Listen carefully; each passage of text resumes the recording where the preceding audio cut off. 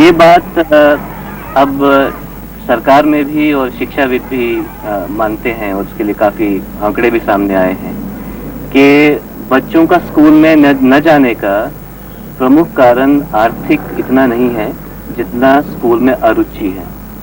तो बच्चे नहीं चाहते कि उनको बहुत सरल, बहुत सीधा साधा, बहुत मोटा मोटा कुछ बता के बोर किया जाए। वो चाहते हैं ऐसा मटेरियल जिससे वो जो खुद देख रहे हैं और जिसमें वो घुस के सोच सके, समझ सके, तुलना कर सके, फर्क पहचान सके, अलग अलग लोगों के व्यवहार का कारण समझ सके। ये जो पूरा हम लोग का काम है शिक्षा में, इसके दो खास पहलू हैं। एक तो ये कि हम लोगों ने तय किया था कि काम जो है वो थोड़े से या छोटे से स्कूलों में ना होकर एक बड़े स्तर पे होगा, जिसे कहते हैं कि मैक्रो स्तर पे होगा। और दूसरी बात ये थी कि ये काम खास तौर से सरकारी स्कूलों में यानी कि गवर्नमेंट स्कूलों में होगा।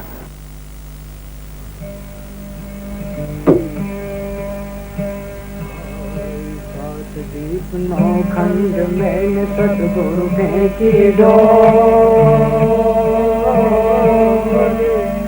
हर सा डोरी ना चढ़े तो क्या सतगुरु का जो।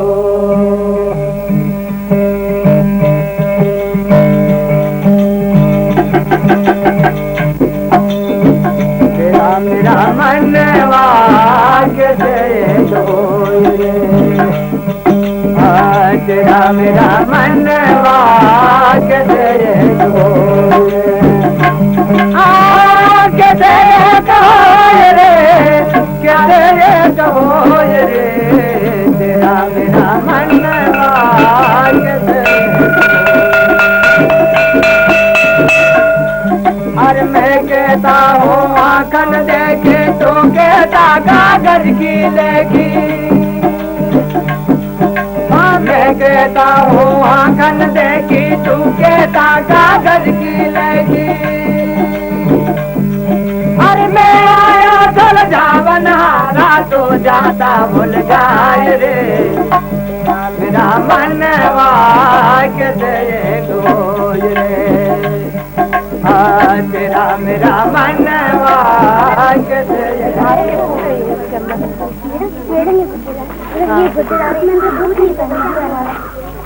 ये चंपा है।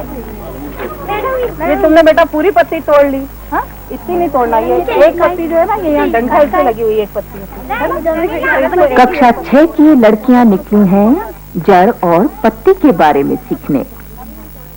इनके स्कूल ने विज्ञान की शिक्षा का एक विशेष कार्यक्रम अपनाया है। होशंगाबाद विज्ञान के नाम से प्रसिद्ध यह कार्यक्रम 70 के दशक की शुरुआत में एक छोटा स्वयंसेवी प्रयास था। अब इसे एकलव्य नाम की संस्था मध्य प्रदेश के 500 से भी ज्यादा सरकारी स्कूलों में चलाती है। और क्या लाए हो? गीला कपड़ा। गीले कपड़े में क्या रखोगे? पत्तियां, है ना? जड़ें रखोगे कि नहीं? जड़ सहित। और जड़ सहित पौधा उखाड़ने के लिए आपको क्या करना पड़ेगा? ये देखो, आपने ये उखाड़ा ना पौधा, इसकी जड़ टूट गई है, तो आपको इस तरह से उखाड़ना है। पहले उसको आसपास से जमीन को खोद लेना है। खोदने का साधन है आपके पास? हाँ, तो उससे आसपास की जमीन खोदना और फिर उसको धीरे से निकालना, है ना? तो अपने को पत्ती तोड़ना है तो कहाँ से तोड़ोगे? ये डंठल से लगेगी। तो देख रहे हो आप, इसमें एक पत्ती के अंदर काफी पत्तियां हैं बारी बारी। इसको क्या कहते हैं? संयुक्त पत्ती बोलेंगे। और सरल पत्ती ये वाली, ये डंठल यहाँ लगा हुआ है इससे, तो ये वाली यहाँ से तोड़ेंगे, ये एक पत्ती कहलाएगी। और इसके अंदर आप देखो ये क्या दिख रहा है? मैडम इसमें ना मैडम बीच में एक लाइन जा रही है और उसमें ना मैडम बहुत सारी गिचड़ पिचड़ जालियां दिख रही है। गिचड़ पिचड़ जालियां दिख रही है ना, तो इसको जाली विन्यास कहेंगे इस पत्ती को, है ना? तो ऐसी पत्ती आपको लाना है एक डंठल से ही तोड़ के। कोरे तथ्य रटने पर नहीं, बल्कि विज्ञान के तरीके पर और पर्यावरण से सीखने पर जोर दिया जाता है। नमूने इकट्ठा करते हुए बच्चे कई ऐसी चीजें भी खोज लाते हैं जिनका जिक्र उनकी किताबों में नहीं होता। छोटी छोटी टोलियां बनाकर वे इन चीजों पर आपस में चर्चा करते हैं और यूं एक दूसरे से भी सीखते हैं।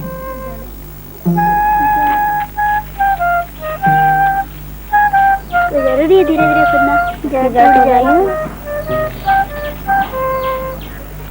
ये झकड़ा है, ये भी इसके की जैसे दिख रही है, मतलब ये अलग क्यों है? ये मुसला जड़ हो सकती है। हाँ, ये मुसला ही है। ये काला रंग ये पत्ती खाते हैं, सड़ा देते हैं। ये खा रही है, ये खा रही है। हाँ, ये खाना तो क्या बना है? इससे सांप से आकृति बनते हैं ना, देख कैसे आकृति बन गई है। चलो मैडम से पूछते हैं। मैडम। हाँ, क्या हुआ? हाँ, ये वही पत्ती है ना? इसके ऊपर ये आकृति बनी हुई है। कैसी दिख रही है आकृति? ये सांप जैसी। इसकी तो बहुत मजेदार कहानी है, तुमको पता है? सुना है तुमने ये कहानी? नहीं सुनी। एक साल बरसात में सब्जियों के पत्तों पर अचानक सर्पीले निशान पाए जाने लगे। जगह जगह लोग हैरान थे और अफवाह उड़ने लगी कि यह नाग नागिन का श्राप है। ढेरों सब्जियां बर्बाद हुईं। संसद में भी सवाल उठे। तब इसी स्कूल की एक लड़की सोनी ने बात की तह तक पहुंचने की ठानी। पत्तियों पर नाग नागिन बन जाने से सब्जियां खाना छोड़ दी थी, जिससे हमारे घर में मेरी मम्मी और बहनें भी खाना छोड़ दी थी। यहाँ तक कि मेरी बुआ है ना, उन्होंने 8 दिन तक उपवास भी कर रहे थे। तो मैंने कहा कि अब ये ऐसा है उपवास वगैरह कर रहे। हम तो हमारे को मैडम बताती स्कूल में कि ये सब अफवाह है। हमारे से बातें भी चलती रहती थी।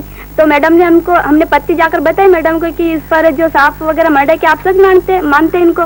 तो मैडम ने कहा कि हम तो सच नहीं मानते। तो ये यहाँ का बढ़ जाता है, इसको निकाल सकते हैं अपन। पिन से निकालो, जरा काला काला दिख रहा है ना? तो पिन है, देना इसको, निकालो ऊपर हाथ। एक फिर लकड़ी उठाई हमने तिनका बारीक सा, और उससे खुरेदा। तो उसमें से तो पहले यानी कि ऐसा ही मरा हुआ कीड़ा वगैरह निकला। मैंने क्या कुछ होगा, फिर दूसरी पत्ती तोड़ी, उसमें से खुरेदा तो उसमें से फिर कीड़ा निकला। फिर मैंने इसको मंगाई और फिर पिछाड़े से एक पत्ती तोड़ी रिसेस में, और उसमें से कीड़ा निकाला। निकालो, उसके मुंह के वहां से निकालो। हाँ, निकालो, धीरे से निकालना है। कीड़ा मिल गया, निकला। और फिर घर पर भी हमने बताया मम्मी वगैरह बहन को कि ऐसा। तो फिर मेरी बहन तो मानती थी कि इस पर हाँ सचमुच में नाग नागिन है। तो बोले कि तुम तो अपने आप को थोड़े बहुत पढ़ के आली, अपने आप को बुद्धिमान समझते हो। मैंने उसको बताया, मैंने देखो आप तुमको बुद्धिमान समझते हो ना, इसमें से कीड़ा निकला। बोले कि हाँ सच बात है। मैडम ये तो बहुत बड़ा हो गया। बड़ा हो गया? हाँ। बड़ा दिखाई दे रहा है। हाँ। हुआ नहीं? देखो, अब देखो, दिखाई देगा। मैडम दिखाई दे रहा है। कीड़ा क्या होता है, क्लोरोफिल खाते खाते आगे बढ़ता जाता है।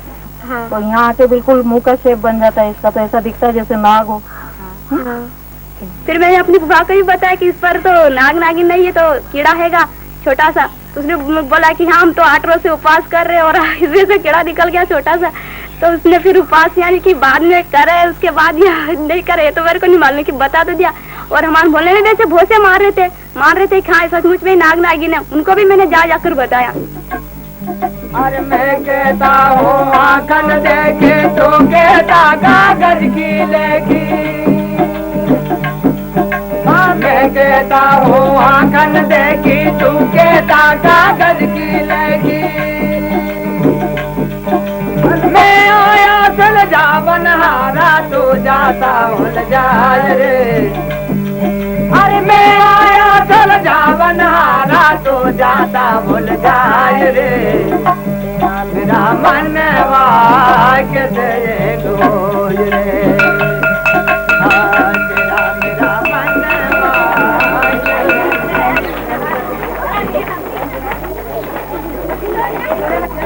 यह स्कूल जहां सोनी पढ़ती थी एक छोटे शहर का साधारण सरकारी स्कूल है। इनमें से कई बच्चों के माँ बाप निरक्षर मजदूर हैं, सोनी की माँ की तरह। तो हमारी जाति में ऐसा है कि जोर करते, दबाव डालते, तो हमने शादी जल्दी कर दी। कमाने वाले नहीं है हमारे पास। 11 वर्ष की उम्र में सोनी की शादी कर दी गई थी। है तो ये वही पुरानी कहानी, मगर संभव है कि यह आगे चलकर एक नया मोड़ ले। 30 हम नहीं भेजते हैं वहाँ पे। वो है तो कभी के हम रिश्ता ही तोड़ते हैं, तुम्हें तोड़ दो। मम्मी ने तो मना कर दिया था, पर हमारी सास ने जिद करी कि भेजो। फिर हमको गुस्सा आया तो हमने बोला कि अगर हमको ले जाने की इतनी जल्दी है तो पहले आपको अपने लड़के को पढ़ाओ जितना मैं पढ़ी हूँ। जब आऊंगी मैं, नहीं तो नहीं आऊंगी।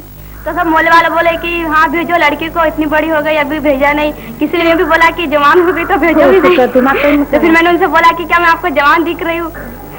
तो हम अभी चाहते हैं और पढ़ना चाहते हैं, यानी बहुत पढ़ना चाहते हैं और पुलिस बनना चाहते हैं। गोल गोल गोल गोल गोल गोल गोल गोल। विज्ञान की पढ़ाई के अलावा एकलव्य ने मिडिल स्कूलों में सामाजिक अध्ययन की पढ़ाई को भी नया रूप दिया है। लड़ैया वो कैसे बोलता? प्राथमिक शिक्षा में भी नया पाठ्यक्रम विकसित किया गया है। इन कार्यक्रमों के लिए खास पाठ्यपुस्तकों की रचना की जाती है और शिक्षकों की खास ट्रेनिंग का प्रबंध भी। इस तरह के छोटे प्रयास देश भर में हो रहे हैं, लेकिन मूल समस्या रही है कि यह काम बड़े पैमाने पर शासकीय स्कूलों में कैसे किया जाए। बाल साहित्य को बढ़ावा देने में भी एकलव्य ने रुचि ली है। स्कूल के बाहर कई कार्यक्रम शुरू किए गए हैं। सिर्फ बच्चों के साथ काम नहीं हो रहा, गांव शहर के अन्य लोगों से जुड़ने की कोशिश भी होती रही है, जैसे कि मालवा क्षेत्र की कबीर भजन मंडलियां।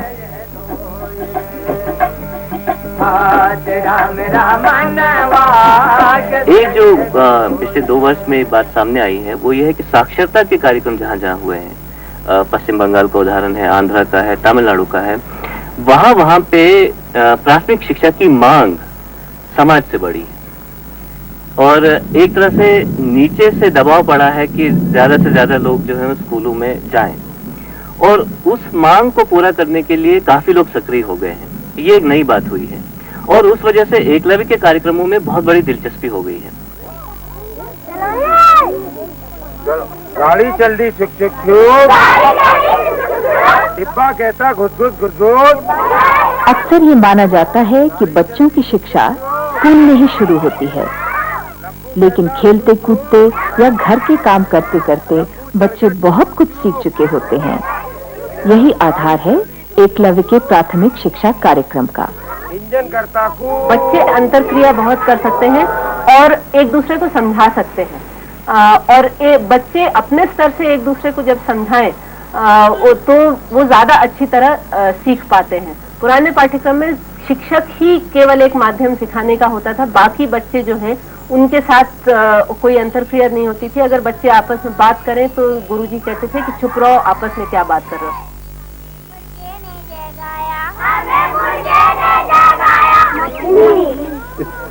और ये क्या है?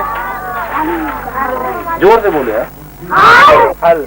अच्छा, और इसको और क्या बोलते हैं? नांगर। अच्छा, ये कहाँ जाएगा? घर के अंदर रहेगा कि बाहर? बाहर कहाँ? इधर यहाँ लिख दूं मैं? जो हम लिखित शब्दों की भी शुरुआत करते हैं, वो चित्र में जो भी बच्चा बोले, चित्र देखकर जो भी बोले, अगर वो चूहे को मूसा कहता है तो वो मूसा बोले और वो मूसा लिखा जाए जो उसकी अपनी भाषा है, ताकि वो बोली और लिखी भाषा में एक संबंध स्थापित करे। घर के अंदर कौन कौन चीज जरा देखो बोला, इसमें क्या क्या दिख रहा है? अच्छा, अब जल्दी जल्दी बताना। हाँ, ये क्या है ऊपर? ताला, चाबी। चाबी। चाबी के नीचे फिर क्या लिखा है? ताला। ताला। अच्छा बता, इसमें से बस कौन मिटाएगा? बस मिटाएगा कौन? तुम मिटाओगी बस? जल्दी से आ जाओ।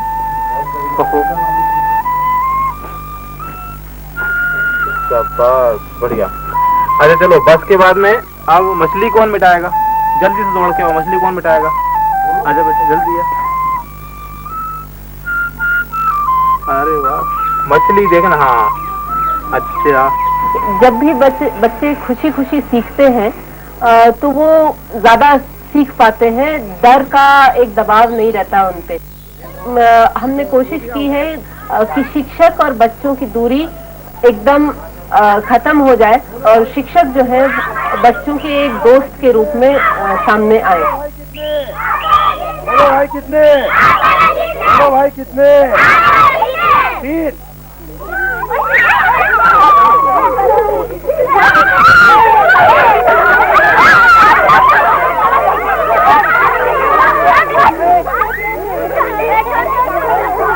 अरे क्या हो रहा, क्या हो रहा? हाँ, कोई आउट नहीं हुआ।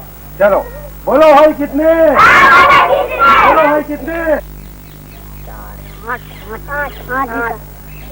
2 3 8 5 6 7 8 चलो चलो राजेश के बाद में अधिकांश लोगों को स्कूल पास करते करते गणित से इतना बह हो जाता है कि वो संख्याएं देखते ही दूर भागते हैं। जोड़ सिखाना है तो 100 सवाल जोड़ के दे दो, गुणा सिखाना है तो पहाड़े रटवाओ, चाहे वो कुछ समझ में आए या नहीं, या ये भी नहीं समझ में आए कि ये हम क्यों कर रहे हैं। हाँ देखो, अच्छा कुल कितने पंखुड़ी गिनो वहाँ से 3 8 लिखते जाओ। ऐसा पहाड़ा बनाना है, चलो आगे ऐसे और क्रम से चलो तुम। 3, 5, 7 आदि के झुंडों में उगने वाली अलग अलग किस्म की फूल पत्तियों को बच्चे अच्छी तरह पहचानते हैं। इन्हें वे खुद चुनकर लाए हैं और यहाँ वे इन्हें जमा कर विभिन्न संख्याओं के पहाड़े बना रहे हैं। तो डंठल कितने हैं? कितना में? 1 डंठल है ना, तो पहाड़ा बनाओ जरा इसका 9 का। शुरू में कितना है? 1 डंठल पहले। इस छल्लेदार रचना को तुम्हें यहाँ भी देखना है। ये जो हमारे पास है ये कटा हुआ वास्तविक है और ये चित्र है, तो इससे और इसको अपने को मिला के चलना है। और ये हृदय के नीचे से ये नली आती है और मध्य पाट के भी नीचे से आती है। ऐसे कार्यक्रमों की सफलता उन शिक्षकों पर निर्भर है जिन्हें कक्षा में इनको चलाना है, मगर उनकी भूमिका कक्षा तक सीमित नहीं रहती। वे नियमित रूप से मिलकर अपनी समस्याएं और अनुभवों को आपस में बांटते हैं। ऐसी खुली चर्चा के जरिए ही कार्यक्रम का लगातार विकास संभव हो सका है। हमारी भी राय महत्व रखती है कि हाँ बच्चे इतना सीख सकते हैं या नहीं सीख सकते। पहले हमें कोई मौका नहीं होता था, पाठ्य पुस्तक निगम ने जो पुस्तक दे दी है वो हमको पढ़ाना होती थी, वो हम पढ़ाते थे। उसको बच्चे सही ढंग से पढ़ पा रहे हैं, समझ पा रहे हैं, नहीं समझ पा रहे हैं, इसका हमको कोई मतलब एहसास होता भी था तो कुछ कर नहीं सकते थे। समझ पा रहा है नहीं समझ पा रहा है। अभी मैं राजस्थान गई थी, वहाँ पर पाठ्य पुस्तक निगम की जो पुस्तकें थी वहाँ पर भी ऐसी पुस्तक थी, सारी जानकारियाँ, खूब सारी जानकारी ठुसी हुई थी। तीसरी की कक्षा में बैंक में विभिन्न प्रकार के खाते और सहकारिता आंदोलन की दुनिया भर की जानकारी। पृथ्वी का कितना व्यास है, कितनी लंबाई है, चौड़ाई है, क्या है, बहुत सारी आंकड़े उसमें दिए हुए। जब तीसरी पढ़ने वाले बच्चे को ये सब क्या पढ़ाना जरूरी है, जब ऐसा प्रश्न वहाँ के शिक्षकों से किया गया तो उनको लगा कि अरे यार ये वाकई में सोचने वाली बात है। जो पाठ्यक्रम बनाया जाए वो शिक्षकों ने बैठ करके ही बनाया जाना चाहिए, और किस कक्षा में कितना पाठ्यक्रम हो वो शिक्षकों ने ही तय करना चाहिए, क्योंकि इसकी कमी को शिक्षक ही जानते हैं। इस सब के लिए जैसे आपने होशंगाबाद जिले में एक ढांचा है पूरा, जरूरी बात होती है कि 10 शिक्षकों के साथ 20 शिक्षकों के साथ ये काम किया जा सकता है। क्या ये हजारों शिक्षकों के साथ किया जा सकता है शासकीय तंत्र में? अब ये जो मुझे लगता है महत्वपूर्ण चीज है जो हमने कोशिश करी है कि एक डिस्ट्रिक्ट लेवल मॉडल कि कैसे एक पूरे जिले के शिक्षक एक ढांचे में आए ताकि ये काम लगातार होता रहे, जो कि हुआ है। किताबों में बच्चों की रुचि बढ़े, इसके लिए ऐसा माहौल चाहिए जो कम ही मिल पाता है, खासकर गांवों और छोटे शहरों में। अक्सर स्कूली किताबों के अलावा पढ़ने लायक कुछ होता ही नहीं उनके पास। बाल साहित्य की इसी कमी को कम करने के लिए एकलव्य ने चकमक पत्रिका शुरू की। हर मासिक अंक में ऐसे लेख होते हैं जो बच्चों के पत्रों और सवालों से प्रेरणा लेकर लिखे गए हों।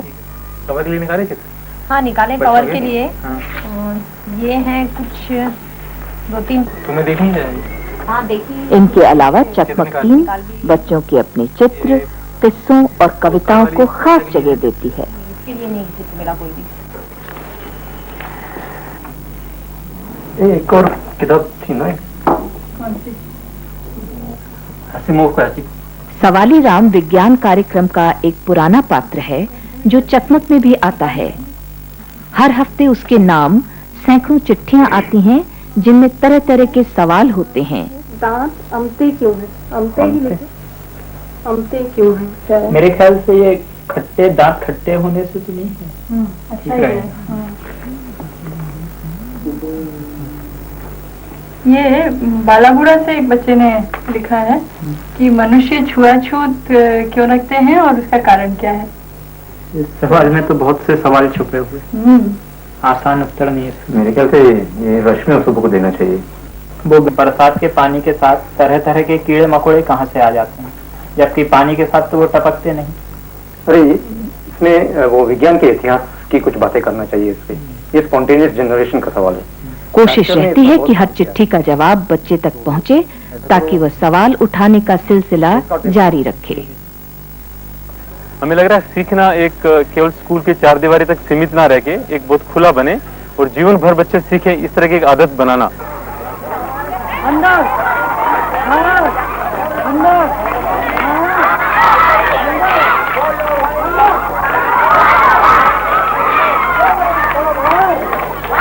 स्कूल की दुनिया से बाहर एकलव्य के और कई प्रयास रहे हैं। इनका उद्देश्य है बच्चों की जिज्ञासा को बढ़ावा देना, उनकी रचनात्मकता को मौका देना। एक मिसाल है बाल मेला, जो अब कई क्षेत्रों में नियमित रूप से होते हैं। बाल मेले का जो खास एक ऑब्जेक्टिव है, उद्देश्य है, वो कि क्लासरूम का जो भी हमारा पूरा ढांचा है बहुत ही औपचारिक है, तो स्कूल को एक अनौपचारिक बनाने के लिए इस तरह की गतिविधियां शुरू की। इसके साथ साथ लड़के लड़कियां अलग अलग जातियों के बच्चे एक साथ खेलें। आमतौर पर गांव में इस तरह कोई ढांचे उपलब्ध नहीं है, इसलिए भी एक ये बाल मेला एक ऐसा एक मौका है बच्चों के लिए जो आपस में खेल पाए, बहुत सारी गतिविधियां कर पाए। ये किनारा है, ये किनारा, और एक बीच में सेंटर लाइन दिख रही है आपको, बीच में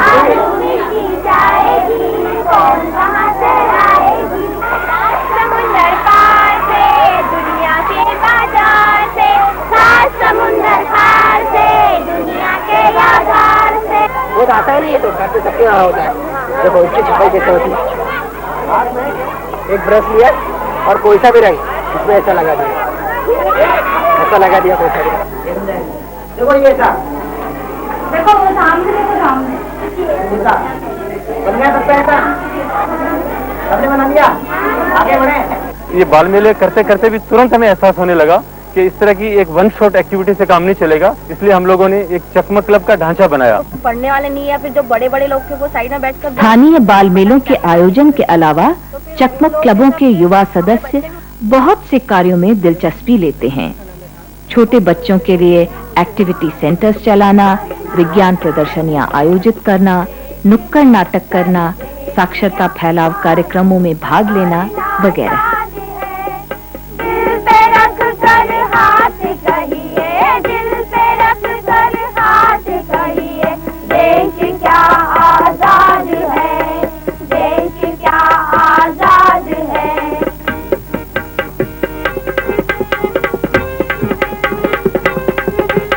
कम उम्र में शादी की गाड़ी में ये ज्योति गई। इन सारे अनुभवों से चकमक क्लब के बच्चों में मिलकर काम करने की क्षमता और आत्मविश्वास की भावना पैदा होती है। जिंदगी खोती गई, बेटियां बन बन के माए, जिंदगी खोती गई। देश में सर बेटियां मायूस और नाशाद है, दिल पे रख कर हाथ कहिए, दिल पे रख कर हाथ कहिए, देश क्या आजाद है, देश क्या आजाद है। इसमें हमारे सामने ये चैलेंज है कि जो आसपास का जो समाज है उसको कैसे जोड़ें, कैसे वो स्कूल की गतिविधियों में, पढ़ाई में दिलचस्पी लें, कैसे वो ये समझें कि शिक्षा जो है वो उनके अपनी ज़रूरतों से, अपने कामों से जुड़ी हुई है, और वो अपने जब दूसरे कामों को बेहतर बनाने की बात करते हैं तो उनको फिर इसमें शिक्षकों को और शिक्षा को भी मिलाकर ही देखना होगा। हर मैं कहता हूँ जागत रहना तो जाता है सोजरा, हर मैं कहता हूँ जागत रहना तो जाता है सोजरा।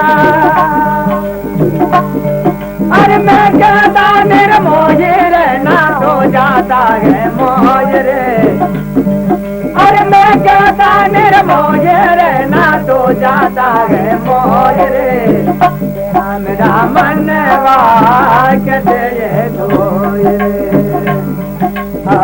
तेरा मेरा मनवा कैसे ये धोए। हर जुगन जुगन से मैं समझाऊं तो ये न माने मोरा, हर जुगा जुगा से मैं समझाऊं तो ये न माने मोरा।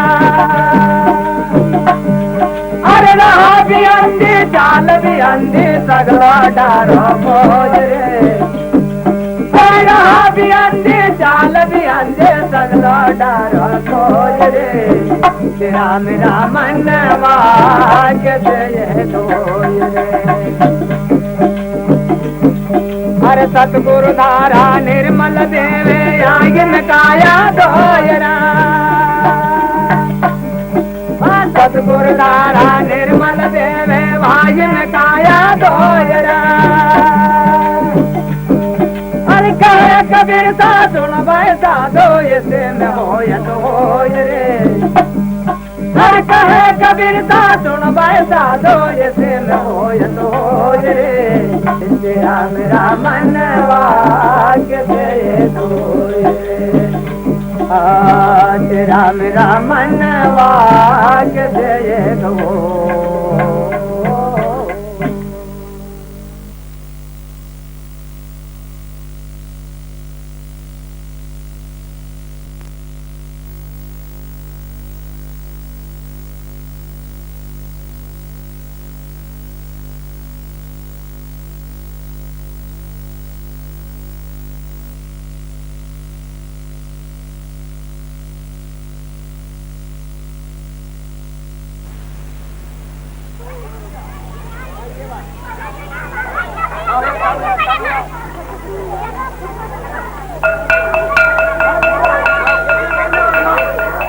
से मैं होशंगाबाद विज्ञान से जुड़ गई और तभी से आप ये समझिए कि मेरी जिंदगी जीने की शुरुआत हुई।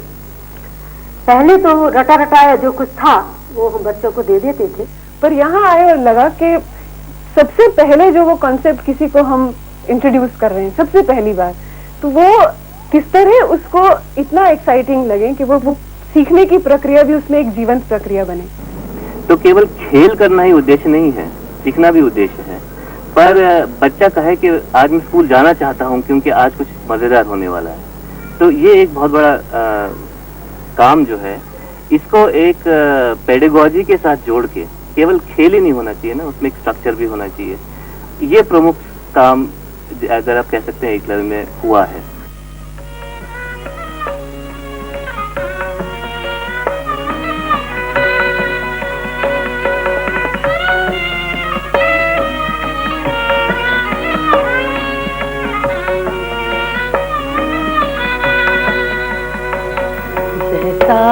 मैं चाहती हूँ मेरे गुरुजन मुझे वैसा नहीं पढ़ाते, जैसा मैं चाहती हूँ। चिड़िया नहाती जैसे वैसे मैं भी नहाऊं, हंसते ये फूल कैसे वैसे मैं भी हंस पाऊं। मेरे गुरुजन मेरे मन की बात क्यों समझ न पाते, मुझे क्यों प्रकृति से दूर क्यों सदा। इस गीत के बोल एक छोटी लड़की की चिट्ठी पर आधारित हैं। यह चिट्ठी उसने एकलव्य की बाल पत्रिका चकमक को भेजी थी।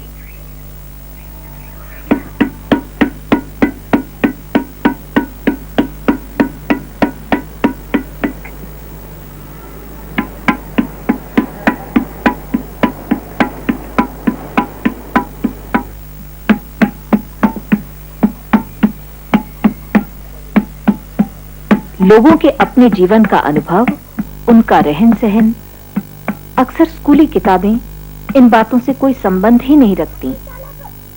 शायद इसीलिए स्कूली शिक्षा अधिकांश लोगों के लिए अर्थहीन हो जाती है। ऐसे में बहुत से लोग या तो स्कूल जाते ही नहीं या फिर कुछ साल बाद पढ़ाई छोड़ देते हैं। तो जब हम सबके लिए शिक्षा की बात करते हैं, इस विषय पर भी दोबारा गौर करना जरूरी हो जाता है कि वो शिक्षा कैसी हो। तुम्हारे घरों में या तुम्हारे आसपास 20 साल पहले खेती की जो चीजें नहीं थी, खेती करने के लिए जो चीजें नहीं थी, एकलव्य के सामाजिक अध्ययन कार्यक्रम में पाठ को आसपास के माहौल से जोड़ने की कोशिश की जाती है। उन चीजों के बारे में बता। मशीनें आ गई। अच्छा, कोई थोड़ा सा बताओ कौन सी मशीनें आ गई? हाँ, कौन सी? हाँ, अच्छा, अच्छा, हाँ, अच्छा। ऐसे लोग अब हाथ ऊंचे करें जिनके पास अपनी घर खेती नहीं है, जो खेती के लिए बाहर जाते। तुम्हारे नहीं क्या काम होता बेटा तुम्हारे? बेटा खेती नहीं। तुम काम क्या करते हैं घर? पिताजी क्या काम करते थे? मेटाडोर चलाते हैं। मेटाडोर। और कोई बता रही है क्या खेती नहीं हो रही है, कुछ और काम हो रहा है? बेटा क्या होता है तुम्हारे यहाँ? सुधारी। हाँ बेटा सागर, अब क्या क्या काम होता है? ईंट बनाते हैं। तुम क्या क्या काम, तुम्हारे उन कामों में क्या क्या मदद कर लेते हो? सर मैं खुद भी बना सकता हूँ। हाँ बेटा, अब ये तुमने देखा कुछ मशीनें आ गई और सिंचाई अब होने लग गई। अब आपको दिख रहा है कुछ खेतों में आपकी फसलें बदल गई, कुछ नई फसलें आ गई हो या बदल गई हो, कुछ पुरानी बंद हो गई हो। हाँ बेटा सुनाओ तुमने घर में। सर पहले गेहूं की सर ज्यादा नहीं होते थे। सुन रहे भैया आपके पीछे के लोग क्या कह रहे? यदि होता है क्या? हाँ, अरे अधिकतम मात्रा में कपास बोया जाता था और मूंगफली। नई फसल कौन सी होती? सोयाबीन। सोयाबीन पहले नहीं होती। सब क्या हो रही थी? सब क्या होती? आप भी सब क्या हो रही? तो आपको लग रहा है ऐसा कि जिसके यहाँ ज्यादा जमीन है वो फसलें ज्यादा रोक पाते हैं और जिसके कम है वो कम रोक पाते हैं, ऐसा लगता है? कितनी जमीन बताई तुमने? 2 बीघा जमीन। अच्छा, तो सोयाबीन होता है तो क्या करते हो? कितने दिन रोक लेते हो? 1 महीना रोकते हैं। 1 महीना। तुम्हारे यहाँ क्या होता है? जमीन कितनी तुम्हारे यहाँ? 50। क्या करते हैं? हमारे यहाँ कुछ चीज हम लाके बेच लेते हैं, कुछ हम रख लेते हैं। कुछ रख लेते हैं, बाद में बेचते हो। सब क्या ऐसा होता होगा? सर जिनके यहाँ पर कम जमीन होगी तो कम कर देंगे और जिनके यहाँ ज्यादा जमीन ज्यादा आएंगे तो ज्यादा वाले पे रख लेंगे। अच्छा, और कम वाले बेच देंगे। जो भी भाव मिले उस समय बेच देंगे। अच्छा, मैं तो यही देख पाई हूँ अपने स्कूलों के अनुभव से कि बच्चों को खुद को अपने गांव में, अपने जीवन में ये सब बातें, ये सब लोग देखने को मिलते हैं और ये परिस्थिति, बुनी हुई परिस्थिति के बीच वो खुद जी रहे हैं, आज भी जी रहे हैं। अब अपन थोड़ा सा ऐसा एक पार्ट देख रहे हैं जो अपना बिल्कुल आपके आसपास का है। आप बिल्कुल जहाँ रह रहे हैं, आपके अपने गाँव में जो लोग रहते हैं, उनके पास, जिनके पास जमीनें हैं, कुछ और रोजगार है, किसके पास नहीं है, तो इन सब के बारे में एक पार्ट हम शुरू करते हैं। और अपना पार्ट है नागरिक शास्त्र का पार्ट 5, किसान और मजदूर। निकालो देखेंगे पेज 140, किसान और मजदूर। नई खेती की कुछ खास बातें हैं। किसानों को ये नए बीज, खाद और दवा खरीद कर ही डालने पड़ते हैं। और इस पाठ में देखें खेती के इस नए तरीकों का अलग अलग किसानों पर क्या असर पड़ रहा है। हरनारायण जैसे बड़े किसान सभी कामों के लिए मजदूर रख लेते हैं। हरनारायण ने कहा, मैंने बैंक से लोन लेकर कई चीजें खरीदी हैं, मोटर पंप, थ्रेशर और ट्रैक्टर ट्रॉली लोन भी चुका दिया है। रज्जू बाई जैसे कई मजदूर परिवारों के पास बिल्कुल जमीन नहीं होती है। ये लोग पूरी तरह दूसरों के खेतों पर मजदूरी करके अपना गुजारा करते हैं। किसी भी विषय को सजीव और जानकार बनाने के अलावा हर विषय की अपनी एक सोचने का तरीका भी होता है। जैसे अगर कहें कि इतिहास में सोचने का तरीका ये है कि कुछ चीज पहले कैसी थी, क्यों थी, बाद में क्या हुआ, उसके बाद क्या हुआ, क्यों हुआ, क्या परिस्थितियां बदल रही थी कि वो जो भी जिसका भी आप अध्ययन कर रहे हैं वो कैसे बदलता गया और क्यों बदलता गया। ये एक नजरिया इतिहास का है। मुगल काल में गांव में कौन कौन कर्मचारी रहते थे, क्रमशः एक के बाद एक लिखो। चलो रेखा लिखना। हाँ बोलो भाई क्या। हाँ चलो सुन। पटेल। पटेल देखो पटेल। हाँ पटवारी। पटवारी। जमींदार। जमींदार। मुगल काल के गांव के चैप्टर में जागीरदार है, जमींदार है, पटेल है, पटवारी है, बादशाह है, किसान है, महाजन है।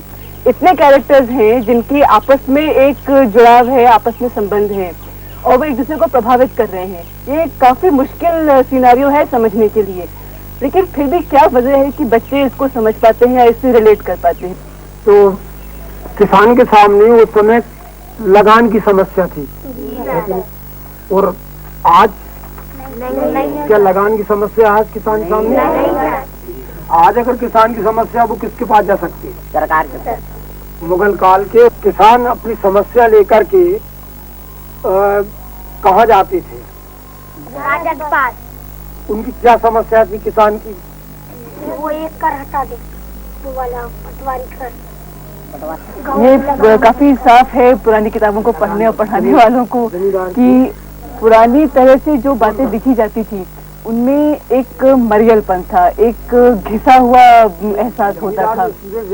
जब आप पहले से ही निचोड़ बता रहे हैं, पहले से ही एक जनरलाइजेशन, सामान्यीकरण बता रहे हैं बच्चों को, तो उसके पीछे जो जीता जागता सच है, जो एक विस्तृत वास्तविकता है, जैसे लोग जी रहे थे, रो रहे थे, हंस रहे थे, कोशिश कर रहे थे, परेशान थे, खुश थे, जो कुछ भी उनके पीछे की जो सच्चाई है वो कहीं दिखती नहीं है।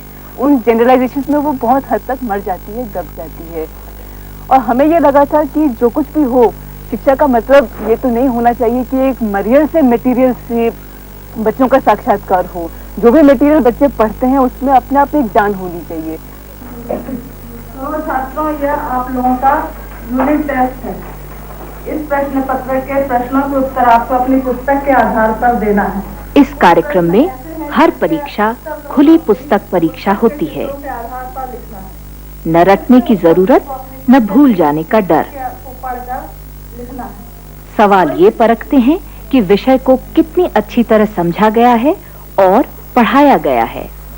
किताब को पढ़कर, चित्रों को देखकर, सोच समझकर जवाब देना होता है। पाठ के प्रश्न 7 और 8 पर शिकारी मानव द्वारा गुफाओं पर बनाए गए चित्रों के नमूने दिए हुए हैं।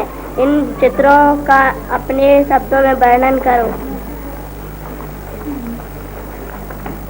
एक आदि मानव हिरण को तीर बाण मार रहा है। शिकारी मानव एक बड़े जंगली भालू को मार रहा है। एक आदि मानव हिरण मुकुटा पहना हुआ है और एक हिरण जैसा नाच रहा है। अलग किस्म की यह परीक्षा एक अलग किस्म की पाठ्य पुस्तक पर निर्भर है। पुरानी तरह की पुस्तक यहाँ नहीं चल सकती, जो देखने में औपचारिक सी लगे और जिसकी भाषा कठिन हो। एकलव्य की पाठ्य पुस्तकों में खूब सारे चित्र होते हैं, लोक परंपरा की शैलियों में, फिर बच्चों के अपने बनाए हुए चित्र और कार्टून नुमा चित्र भी। इनकी विज्ञान की किताबों में मजे से प्रयोग करते हुए बच्चे दिखते हैं, जबकि आमतौर पर कटे कटे हाथों को प्रयोग करते हुए दिखाया जाता है।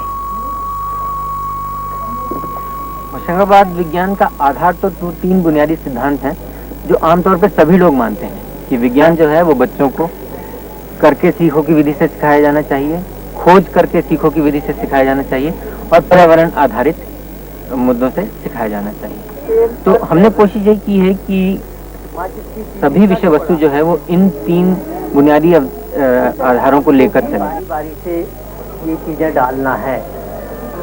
हाँ, एक एक वस्तु करके डालिए, आप बटन डालिए।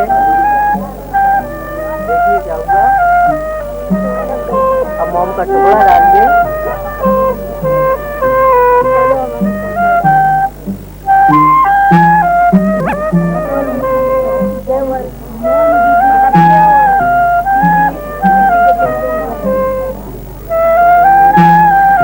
हाँ अटक गई तुम्हारी जगह। क्यों? बीच में कैसे अटक गई? वो एक की रेत तो नीचे बैठी। आमतौर पे आप पाएंगे कि ये जो सवाल है ये बच्चों पुस्तकों में अपेक्षित घनत्व की परिभाषा के साथ दिया जाता है और उसके बाद आर्किमिडीज का सिद्धांत समझाया जाता है और इस प्रकार से एक बड़े सिद्धांतिक तरीके से सारी बात समझाई जाती है। हमने उस बात को पलटा कि इन सवालों से आगे बढ़ के बच्चे खुद अपेक्षित घनत्व नापते हैं अलग अलग चीज़ों के। फिर वो ये देखते हैं कि जो चीज़ें डूबती हैं कितना पानी विस्थापित करती हैं, जो चीज़ें तैरती हैं तो वो जो पानी में रखी जाती हैं तो कितना पानी विस्थापित करती हैं। और अपने इन अवलोकनों के आधार पे वो आर्किमिडीज का सिद्धांत खुद खोज लेते हैं। और जब एक बार ये समझ उनकी बन जाती है तो एक लेक्टोमीटर वो स्वयं बनाते हैं जिससे कि जो समझ उनकी बनी है तैरने के बारे में उसका एक व्यवहारिक उपकरण वो खुद बनाकर देख लेते हैं। तो अपन ये देखते हैं कि पानी में अलग ऊंचाई तक ये डूबती है और दूध में अलग ऊंचाई तक डूबती है। तो जहाँ तक ये पानी में डूबी है वहाँ निशान लगा लेते हैं और जहाँ तक ये दूध में डूबी है वहाँ तक निशान लगा लेते हैं और पता कर लेते हैं कि दूध में पानी की कितनी मिलावट है। ये जो विज्ञान के एक्सपेरिमेंट्स है ना, नाम तो इनके बड़े मुश्किल हैं, अपेक्षित घनत्व और इस संयोग और संभाविता, चितपट की दौड़, तो ऐसा लगता है कि जैसे बहुत बड़ा विज्ञान हो रहा है। पर साथ साथ में अगर आपने ध्यान दिया हो, तरीका करने का यही है कि कैसे शिक्षा को रुचिकर बनाया जाए, शिक्षक के लिए भी और बच्चों के लिए भी। ये तो अपनी अपनी रुचि है। मेरे को विज्ञान में रुचि है। मैं विज्ञान पढ़ी नहीं हूँ, मैं मैट्रिक तक पढ़ी। उसके बाद मैं होशंगाबाद विज्ञान में 6, 7, 8 तक की मैंने ट्रेनिंग ली है और वहीं पर मैं विज्ञान क्या है, इसको कैसे सीखना चाहिए। और पहले तो मेरे को डर लगता था, विज्ञान में समझती थी बहुत कठिन विषय है, लेकिन तभी से मुझे इसमें रुचि पैदा हुई। हाँ, इसके मामा बैग है, मालूम किसी को? इसलिए उसको मालूम है कि सीधा हाथ ऐसे करके यूं करो, देखो ये हाथ अपनी 4 उंगली ऐसी लो, अंगूठे को ऐसा करो और इसको यूं रखो ऐसे। सब लोग ये कैसी नानी नाप भी डाली हैं? हाँ, ऐसे पकड़ो। 11, 12, 13, 14, 15, 16, 17, 18, 19। चलो भाई, हो गया सबका काम। कितना आया? इधर 1 मिनट में 62 बार। यहाँ मैडम 1 मिनट में 65 बार। अब ये वाली गोली मैडम 1 मिनट में 86 बार। 86 बार? गड़बड़ करी क्या? ठीक से नापा था? किसका नापा तुमने? ये दुबली पतली का है? खड़ी हो जाए। क्या हाई ब्लड प्रेशर है कि लो ब्लड प्रेशर है? इसको तो बुखार है। ये गड़बड़ है ना, सामान्य से हटके है थोड़ा। इस तरह पढ़ा पाना कि बच्चों में रुचि जगे, उनका उत्साह बढ़े, यह एक ऐसी कला है जो सीखी जाती है। देखेंगे जब उसकी पत्नियां फैलती हैं तो मध्य पार्ट क्या होता है?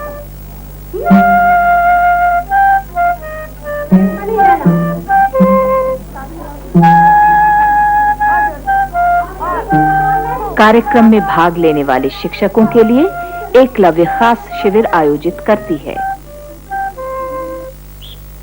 यहाँ शिक्षक एक खेल सीख रहे हैं जो विज्ञान कार्यक्रम का हिस्सा है।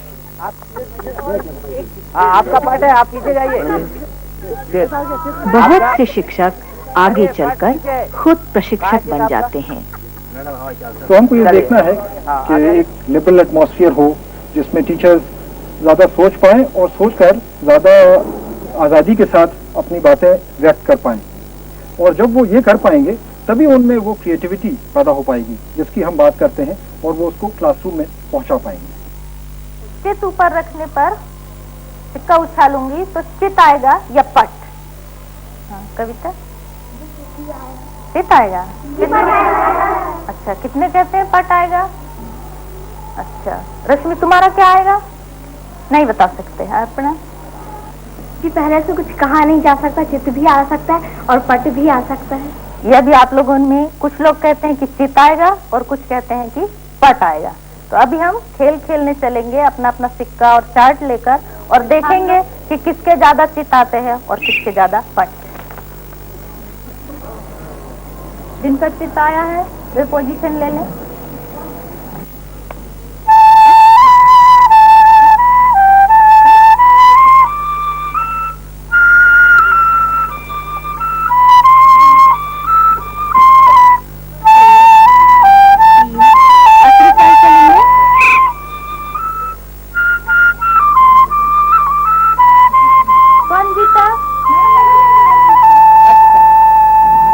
जिनको आमतौर पे कहा जाता है कि गांव के शिक्षक हैं, पढ़े लिखे नहीं हैं। हमारा ये मानना है कि जो बच्चों को पढ़ाते हैं उनका अनुभव और जिनको एक्सपर्ट्स कहा जाता है उनका ज्ञान, ये दोनों मिलके सही शिक्षा कर सकते हैं। मैं कॉलेज में कोई शुरू से ही यूनिवर्सिटी के लोगों और अन्य विशेषज्ञों का मूल रूप से योगदान रहा है।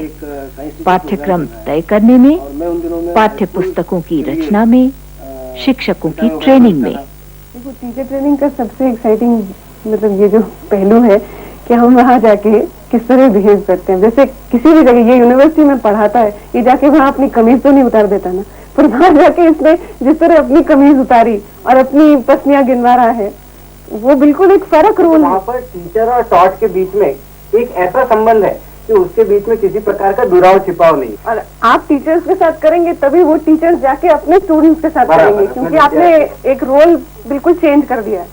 लेकिन यही बात जब मैंने अपने ट्रेनिंग इंस्टीट्यूट में करने की कोशिश की तो वहाँ मैंने ये देखा कि वहाँ चाहे प्री सर्विस के ट्रेनिंग हो, चाहे फिर वो हमारे सर्विस टीचर्स हो, लेकिन दोनों के केस में बहुत ज्यादा रेजिस्टेंस दिखा। और यही चीज वहाँ जब करने की कोशिश करते हैं तो पूरी तरह सफल नहीं हो पाते। हाँ, तो इसी से एक वॉलंटरी ऑर्गेनाइजेशन या स्वयंसेवी संस्था जो काम कर रही है, उसके काम करने का तरीका ही बिल्कुल अलग है। उसमें उस तरह की शासकीयता, उसमें उस तरह का ढांचा है ही नहीं, इसीलिए ये सारा जो माहौल है अलग बन पाता है। यहाँ पर बदलाव पूरा ही लाना होगा। अगर हमने टीचर्स ट्रेनिंग कर दी, टीचर्स को पढ़ा दिया, उन्हें ट्रेन कर दिया, तो ये तो एक कड़ी पूरी हो गई, बाकी की कड़ियां तो छूट ही जाती है। तो हमें पाठ्यक्रम भी बदलना होगा, परीक्षा पद्धति भी बदलना होगी, और उसी प्रकार की फीडबैक, मासिक गोष्ठियां वगैरह सबकी व्यवस्था जब तक हम नहीं करते हैं तब तक ये सिस्टम अपना पूरा नहीं हो पाता। बात बहुत होती है नीतियों में, मतलब कोठारी कमीशन से लेके आज तक हर नीति में ये बात आ रही है कि स्कूली शिक्षा का एक बहुत लिंक होना चाहिए, एक संबंध होना चाहिए यूनिवर्सिटी के साथ, यूनिवर्सिटी के लोग उसमें जुड़े। पर ये केवल कागज तक रहता है। हमें सबसे पहले यहाँ पर ऐसा एक जीवंत रिश्ता, मतलब एक ऐसी जगह दिखी जहाँ ये रिश्ता बिल्कुल जीवंत था। केवल हम एक्सपर्ट नहीं, टेक्स्ट बुक नहीं लिख रहे, एक पूरे पैकेज में हम साथ जुड़ रहे हैं। जैसे ये सारी जो चीजें लगी तो लगा कि ये कार्यक्रम केवल एक नए तरीके से कोई चैप्टर राइटिंग या कोई ऐसा कार्यक्रम नहीं है, मगर अपने आप में शिक्षा की एक मूल अवधारणा को ब्रेक करने वाला है, तोड़ने वाला है। हम लोगों ने जो जीवन जिया है ना, वो एक प्रशासनिक जीवन जिया है। मतलब खुले वातावरण में हमने सांस नहीं ली, किसी ने हमसे पूछा नहीं कि क्यों मैडम आप ये अध्याय पढ़ाओगी, किसी ने हमसे कहा नहीं कि इसमें क्या कठिनाई है। लेकिन जब हमने होशंगाबाद विज्ञान की ट्रेनिंग ली और जब हम एक साथ बैठे सब लोग एकलव्य के सदस्यों के साथ, तो हमें लगा कि अरे हम भी तो कोई हैं। हमसे ये पूछा गया कि बहन जी आप ये अध्याय पढ़ाएंगे, अपन शिक्षक हैं, अगर हर ब्लॉक में वहाँ के शिक्षक हर महीने मिलते हैं। एक पीरियड में ईमानदारी से पढ़ाते हैं तो हम समझते हैं हमने बहुत बड़ा काम किया। पाठ्यक्रम संबंधित बातें, प्रशासनीय समस्याएं, सभी मामलों पे चर्चा होती है। शिक्षा में राजनीति का प्रवेश हो चुका है। ऐसे खुले संवाद के जरिए शिक्षकों का आपसी संपर्क बना रहता है और बहुत से नए विचार और सुझाव सामने आते हैं। अच्छी शिक्षा के संबंध में जब हम लोग बात करते हैं तो हमारे सामने समस्या होती है कि जिसे कहते हैं क्लासरूम की राजनीति, कि क्लास की पॉलिटिक्स, इसको कैसे चेंज कर सकें, क्योंकि अभी तक जो शिक्षक है वो एक शक्ति का स्रोत होता है, वो एक तरह का पुलिसमैन होता है क्लासरूम में, और उसको बदलकर शिक्षक को बच्चों के सीखने और समझने की प्रक्रिया में एक साथी या सहयोगी कैसे बनाया जाए। तुम्हारी राय में हमारे देश में गरीबी का क्या कारण है? अब चलो है? एक एक करके एक एक बात सोच लो और बताते जाओ। संतोष बोलो। अपने देश के लोग आलसी, वेरी गुड। अच्छा, और अपने को अपनी सर्टिफिकेट दे रहे हैं कि हम लोग आलसी हैं। हाँ चलो बोलो। उत्पादन नहीं है तो काम कहाँ से करेंगे? तो गरीबी रहेगी। उत्पादन नहीं हैगा, किस क्षेत्र में उत्पादन नहीं हैगा? रोज पूरे भारत में नहीं है, बहुत करके तो पूरे भारत में उत्पादन नहीं हैगा। अच्छा सुनो, हाँ क्या? ए सुनो सुनो, ये ललित बोला क्या? करे लेता है तो उनको अपने देश पे दबाव डालते कि इसका उत्पादन करो तो इससे हमको लाभ होगा। हाँ, विदेशों से कर्जा नहीं लेंगे, कर्ज देंगे, कमाओगे नहीं तो कहाँ से दोगे आप? सोयाबीन का दबाव है अपने पर, है ना, कि उत्पादन बढ़ाओ। बांध भरवाया था क्या? बांध बनवा दो, उन्होंने तो कहा था कि अगर सिंचाई कर रहे हो तो सोयाबीन बोगे। अच्छा, ऐसा तय है ना। और यदि भारत कर्ज ना ले तो कर्ज लेते ना सर, तो उनको जो विदेश में कभी रहती है चीजों की, हाँ। वो अपने भारत से लेकर उनको दबाव डालते अपने। अच्छा, तो अपन दूसरे देशों से कर्ज नहीं लेंगे तो अपने को जो अपने खेतों में बोना वो बो सकेंगे, उससे आत्मनिर्भर होंगे। बात बहुत सम्मान की है निश्चित रूप से। और यदि अपन कर्ज दूसरे देशों को दे तो क्या हो?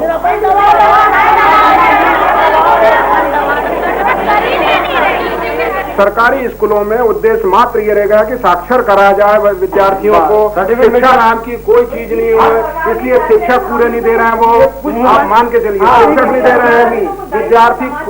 हमारा तो दायित्व है, पर हमारा दायित्व की एक सीमा है कि हम कितना कर पाएंगे। स्कूल में जहाँ एक नियम यह बना कि 45 लड़के से शिक्षा एक क्लास में ज्यादा नहीं होना चाहिए, वहाँ हमारे एक क्लास में 60 लड़के हैं। हमारे यहाँ 145 लड़के, अब बताइए कक्षा में एक शिक्षक 145 लड़के, तो वहाँ साक्षर भी कर पाएगा कि नहीं वो आदमी? जिस तरह से हम अपने आर्थिक मांगों के लेकर के संघ के माध्यम से बात करते हैं, उस तरह से अपने काम के हालात के बारे में भी बात करें कि भाई हम सरकार के सामने धरना दें, आंदोलन करें कि हम नहीं चाहते कि हमारे क्लास में 40-45 बच्चे से ज्यादा हो। हमारे काम के जो मौके हैं वो सही तरीके से, ताकि हम अपना काम सही तरीके से अंजाम दे सकें।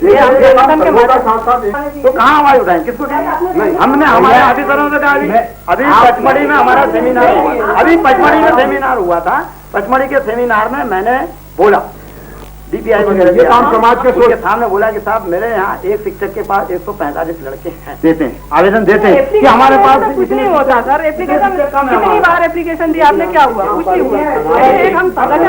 सबसे पहली बात तो ये कि पहले तो मानसिकता वाली जो बात है, जब तक हमारे पूरे समाज की मानसिकता चेंज नहीं होगी, उसमें बदलावट नहीं होगी, तब तक आप न तो तुलना कर सकते हैं न कोई बात कर सकते हैं। और इसको लेकर फिर दिक्कतें आती हैं, क्योंकि जो ब्यूरोक्रेटिक स्ट्रक्चर है शिक्षा का, उसके सामने बहुत सारी समस्याएं हैं।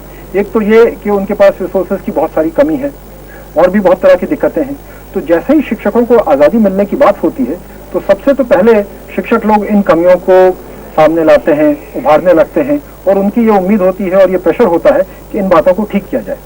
तो एक तो फिर शिक्षक ब्यूरोक्रेसी को, शिक्षा की ब्यूरोक्रेसी को तैयार होना पड़ेगा कि इस ओपन क्रिटिसिज्म को सुन सकें। वो खाली एकेडमिक फ्रीडम नहीं दे सकते हैं और ये कि एक एडमिनिस्ट्रेटिव फ्रीडम ना हो, दोनों चीजें साथ साथ आती हैं। अब अंततः देखिए, हम सब एजुकेशन फॉर ऑल की बात कर रहे हैं इस देश में, और पिछले 3 साल में बड़े जोर से हो रही है, पैसा भी आ रहा है कि साक्षरता और प्राथमिक शिक्षा दोनों का एक अभियान चले, ताकि निरक्षर न रहे कोई और सब लोग स्कूलों में जाए। और सिद्धांत रूप से तो ये सही है, पर यह भी सही है कि जो भी सरकारी तरीके अभी तक रहे हैं ये करने के, वो अब सरकार भी मानती है कि असफल हैं, जब तक इसमें समाज का सहयोग ना हो। समाज का सहयोग है कि कुछ लोग सामने आए जो कि ये काम करें जगह जगह पे। और दूसरी बात यह है कि पालक या जो जिनको हम लोकल बॉडीज कहें, वो लोग प्राथमिक शिक्षा में इंटरेस्ट लें। मेरा ऐसा सोचना है, अंततः अगर पूरे देश में हमको लोकव्यापीकरण करना है, रुचिकर पाठ्यक्रम और शिक्षक प्रशिक्षण परीक्षा ये बातें तो है ही, पर अंततः स्कूलों का कंट्रोल वो समाज के ऊपर होना चाहिए, वो शिक्षा विभागों से हटना चाहिए। वो हर एक जगह पे गांव की एक एजुकेशन कमेटी हो जिसमें महिलाएं अधिक हों और वही स्कूल का देखरेख करे, शासकीय तंत्र केवल एक सहायक हो। मुझे लगता है इन चीजों को मिलके हम शायद लोक व्यापकरण इस देश में कर सकते हैं।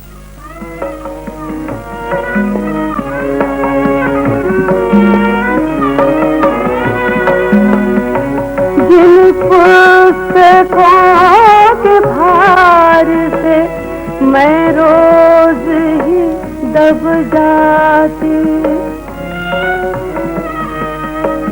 उनमें नदी पहाड़ के दर्शन मैं क्यों न पाती।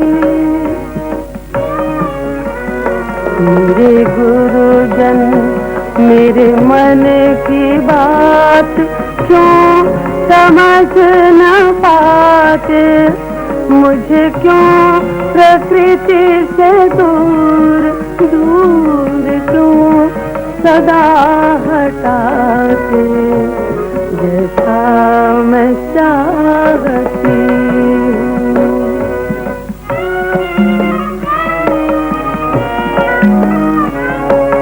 जैसा मैं चाहती हूँ, मेरे गुरुजन मुझे वैसा नहीं पढ़ाते, जैसा मैं चाहती